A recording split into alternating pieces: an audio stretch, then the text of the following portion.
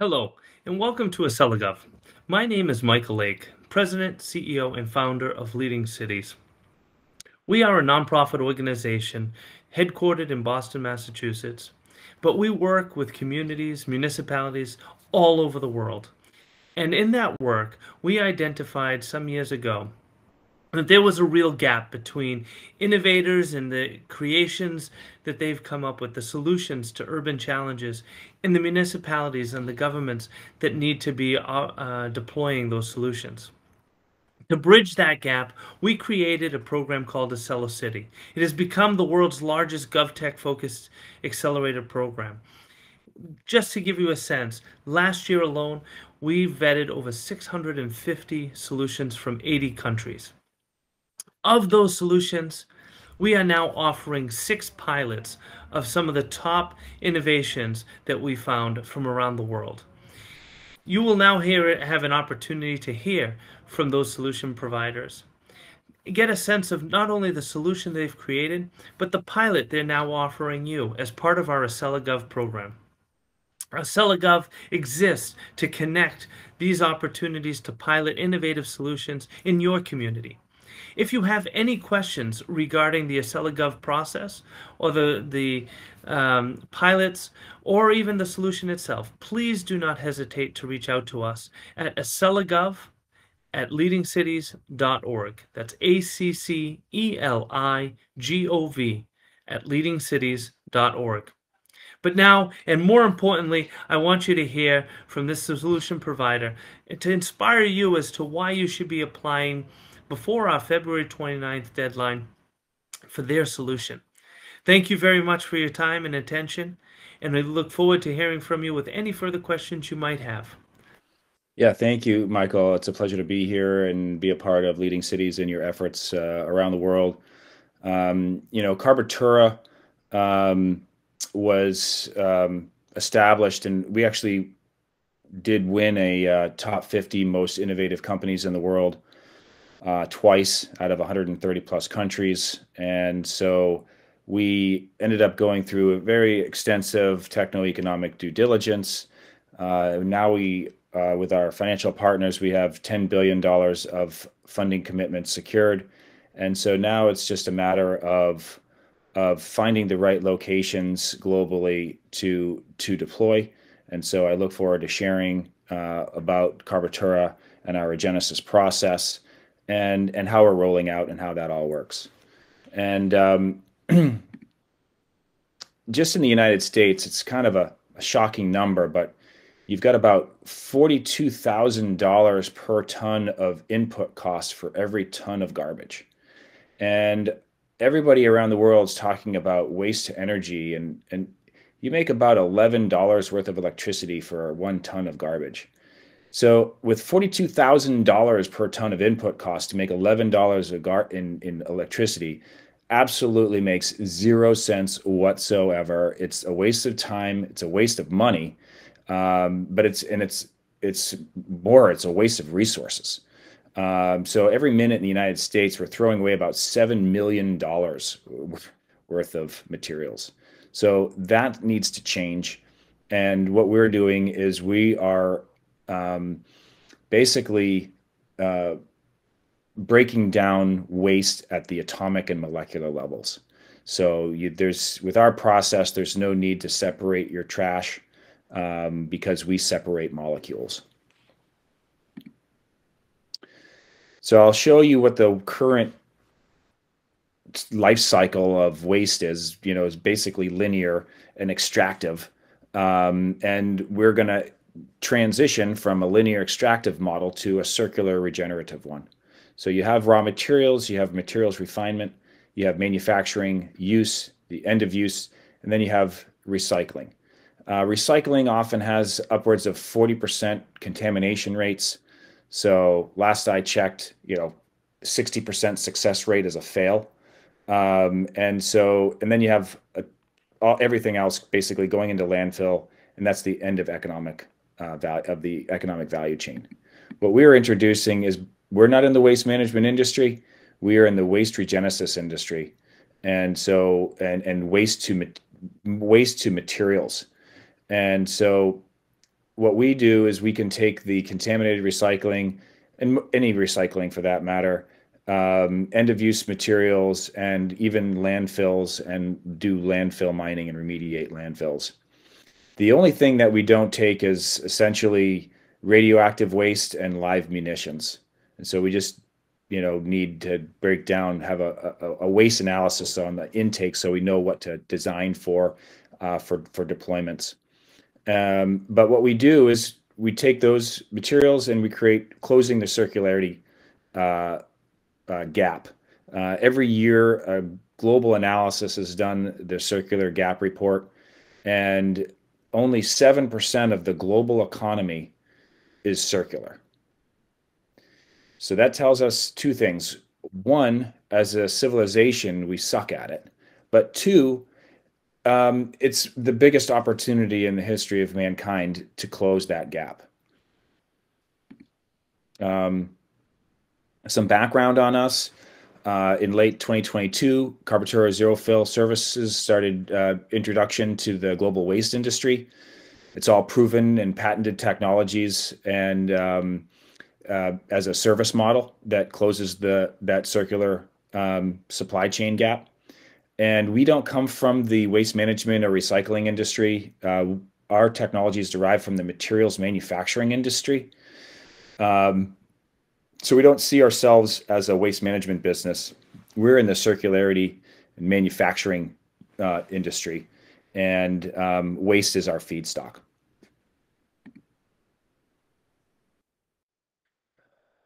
Some background on the technology. There's just under 2 million hours of production process hours, over 75 application use cases proven by Fortune 1000 companies, over 25 commercial plants installed across food, military, aerospace, mining, and nuclear industries. In 1997, the first systems were deployed pioneering molecular recycling. In 2006, the first 4-ton per hour multi-phase reactor was commissioned. In 2020, waste management zero fill application integration was done. And then in 2022, launched to clients worldwide. This is where we are penetrating right now, and this is just a small picture of a much broader and larger funnel of business that we have currently. We're in the middle of front-end engineering of a 2,000 ton per day municipal solid waste facility in Chennai, India. This is the first of 5 deployments in India. We're under development of a 500 ton per day of municipal solid and liquid waste demonstration facility in the United States. In Colorado. Another one is under development in Connecticut, and we have over 50 projects totaling 142,000 tons per day of capacity in various stages of service of procurement around the world. That's growing rapidly as well. And again, we have $10 billion in capital secured, and we're standing up 700,000 square feet of manufacturing for our systems in Colorado. So everything is basically manufactured, tested before it's even deployed and fired up when it goes into a deployment location. And this is how we work our service contract, and it's quite simple, and it's an easy process to understand for municipalities to get into. And let's dive in. This is how a contract and how we would engage with the community, whether it be a municipality, a county, a state. Regenesis service contract is our master service agreement that can include one or several deployments over time. And so that's very beneficial that we can expand with the needs of the community. We deploy our Regenesis Service Center. We rematerialize those raw materials and the climate credits. We are originator of carbon credits and other climate credits that are of value. We actually monetize those, and that provides us with being able to rebate 100% of all the costs of any of the Regenesis fee or tipping fees associated with the contract. Otherwise, we pay 100% of the front-end capital, so there's no capital requirement from the municipality whatsoever, just a guarantee. So you commit your cash, I mean, you commit your trash and we'll commit our cash. That's how it basically breaks down. We look for a 30-year partnership to modernize the waste infrastructure and manufacturing infrastructure because what we're putting out is very high value, and I'll get into that in just the next slides. We finance, own, and operate, and take off all, the risk liability. As soon as we take the trash, we actually take full responsibility and liability of that waste. And then estimated first production after contract is 12 to 16 months. Eliminates the annual landfill costs, which are often very high, or the sourcing and funding of a new landfill or a waste incineration plant or any of the major kind of monolithic obsolescent services or solutions that are being provided as the only solutions for municipalities when they're not. Temporary construction jobs, high-paying permanent jobs, indirect and induced jobs. The benefits, zero waste and zero emissions. It's a circular process. There's no flue stack to our process, so there's no emissions. It's actually got a negative emissions footprint. Eliminates landfills and the need for incineration, cleaner air and water, reduced pollution. We shred, bale, and wrap our solid waste, so there's no open waste in our front end and storage and processing. There's complete reuse and remediation of existing locations. So if we're co-located at a landfill or any choke point of waste, we can be co-located. And we improve public health and the environment with 100% diversion and 100% recycling of waste. We don't take radioactive waste and we don't take live munitions. So that's where we draw the line. These are some of the climate credits that we originate. These are some of the US UN SDGs, Sustainable Development Goals, that we support. And then this is the World Fest Innovation Awards out of Silicon Valley that happens every year. Over 130 countries participate, and it's a pretty significant award. And so how do we do what we do? We call our process waste regenesis, rematerializing the molecules trapped in waste. We create a permanent, a circular loop of money and materials that are in tune with the environment and modern civilization and just modern lifestyles. You don't need to separate your trash because we separate the molecules. There's no single-use waste material in our view because we break everything down at the atomic and molecular level.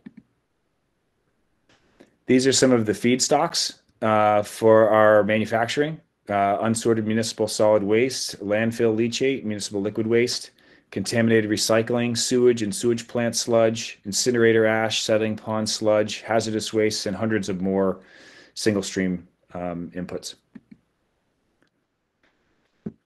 This is a little bit of a baby of a overview of the process, just so you know. This is a 100-ton per day municipal solid waste breakdown of components. It's self-powered and it's designed for rapid deployment, so we can be up and running. And it's scalable, so starting small and growing to the needs of the overall community is what we do. So it starts here with a multi-phase microwave reactor, basically disintegrating materials into vapors and base solids.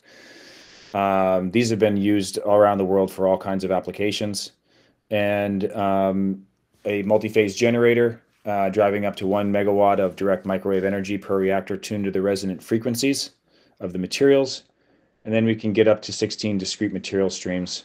That includes the synthesis gas and the high and low boiling point oils to self-power into our power stack. And we have a zero-E technology that breaks down the flue gas into its base components. So there's no flue stack out of this process. It has a negative emissions footprint. This is the side image of what we're deploying in India, and that's the 2,000 tons per day. Here's a bit of a flow chart of what goes through the system. These are the atoms that basically go through or in municipal solid waste, and it goes through the reactor. We're coming out with gas, low and high boiling point oil, and char, and this char is actually being graphitized, and as well as the carbon that's in the high and low boiling point oils, and what's left is used to actually self-power the whole process. So what we come out with of value is glass, metal, water, and we're talking RO deionized water for industrial application and manufacturing. There's a shortage of that type of water for manufacturing, and we also produce 6 or 7 types of very, very high grade graphite, anode grade graphite included.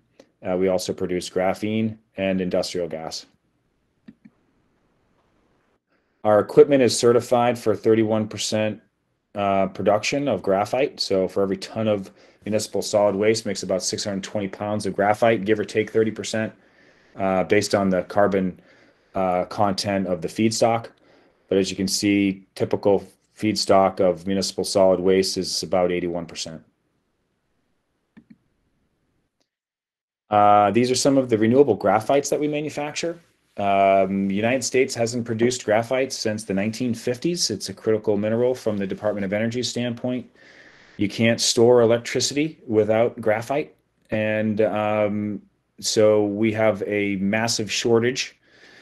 It's We've got over a dozen gigafactories putting up battery gigafactories in the United States, and there is zero production of graphite. So anode grade graphite, China produces 90% of it. They just started restricting the export of it for national security reasons.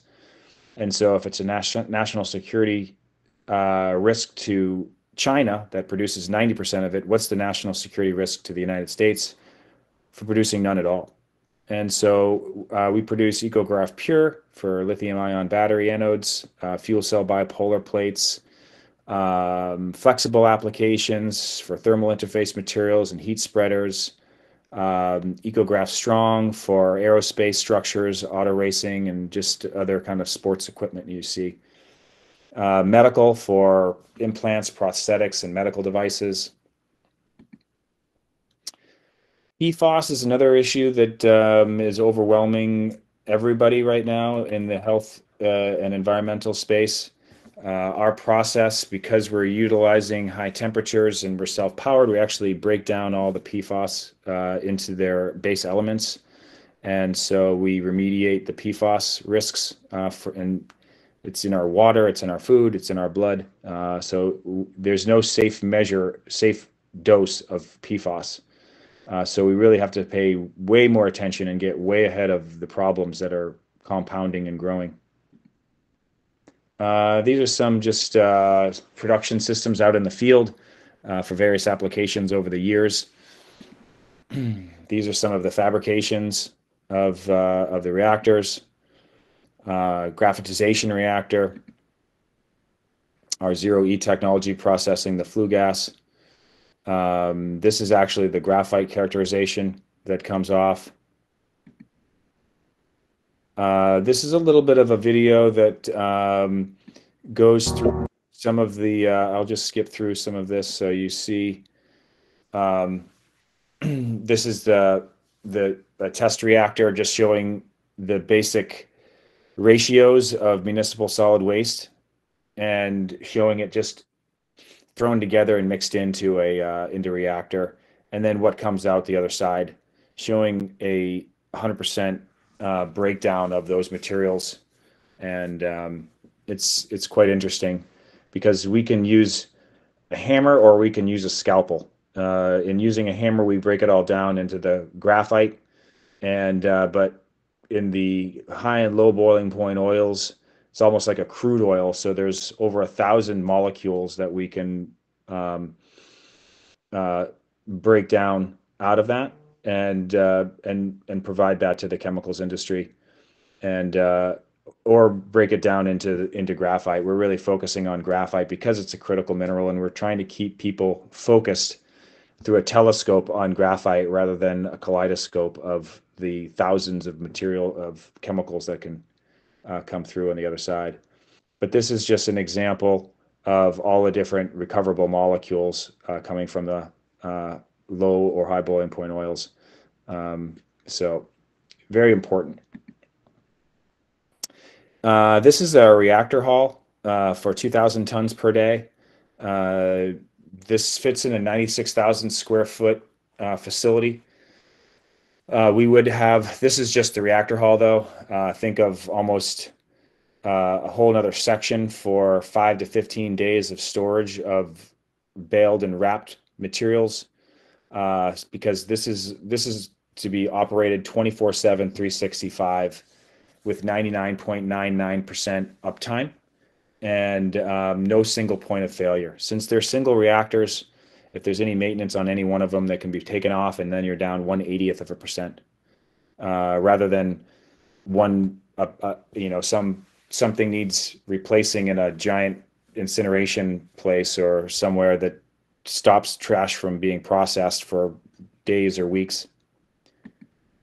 This is the example of the shredding, baling, and wrapping and coating of waste.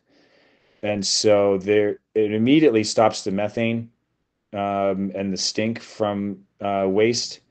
And then it's basically a manufacturing feedstock for us to process into critical raw materials.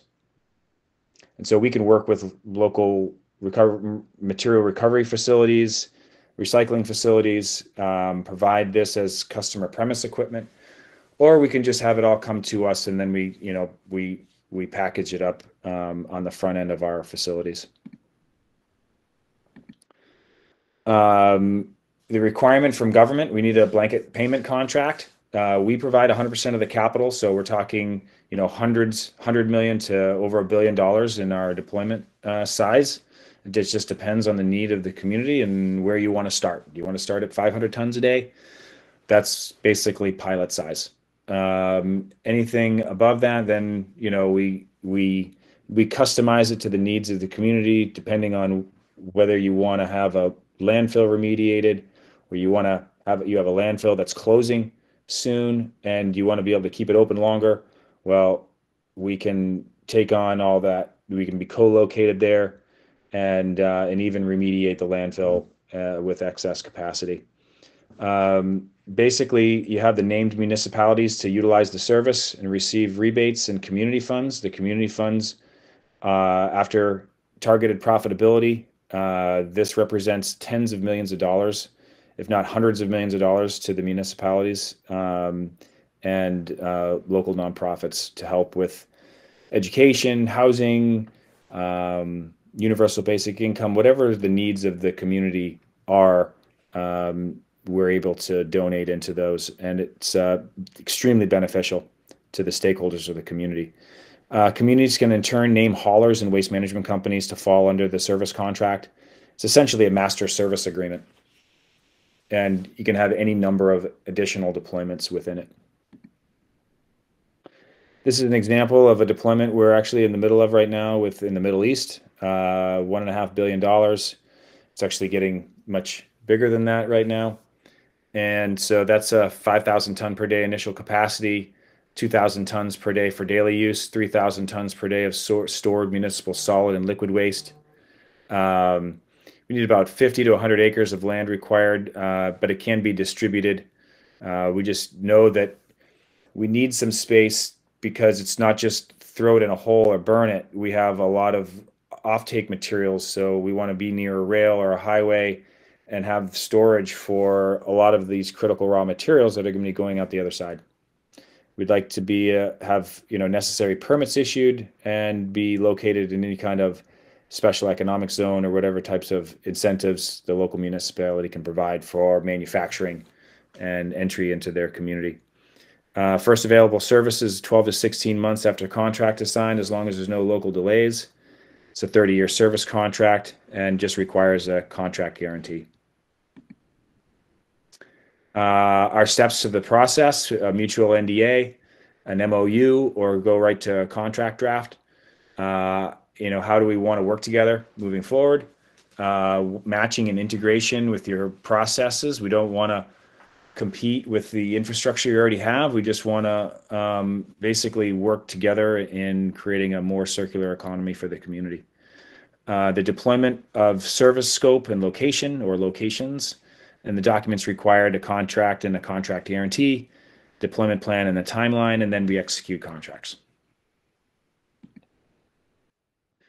And that's it. Do I have any questions, anybody? Tyler, we actually have a number of questions in the speak up at any time. I'll start with Amanda's. She has a couple of questions. I'm just going to go in the order that they're written. She asked, what are the minimum feedstock? And some of this you've covered, but I'm going to ask the question anyways, just so it's totally clear. What are the minimum feedstock quantities needed from a city for the pilot? And is it dependent upon waste type? For instance, you need more plastic and less aluminum, blah, blah, blah. Well, typically, if it's municipal solid waste, we understand the waste analysis, the waste characterization is pretty typical across North America. We do ask for a waste analysis because we want to know that we're self-powered, and if there's enough hydrocarbons within the waste to be able to self-power and not draw from the grid, that's very important for us. But the minimums is 500 tons per day. That's about $150 million in CapEx deployment on our end. So it is a significant investment on our part, and that does represent a number of very high-paying jobs into the community as manufacturing jobs. And as you know, manufacturing jobs as a multiplier make hundreds of ancillary jobs for those communities. And just to clarify one thing, in terms of the analysis, the waste analysis, as you said, you kind of have a baseline of what to expect in North America. How close to the threshold or not is that? Yeah, it's pretty broad because we just want to make sure that there's enough energy. So even as typical across the municipal solid waste mix, we use about 30 to 40% to self-power, and the rest is excess. But we're not into the selling fuel industry. We're into selling things far more valuable than that. So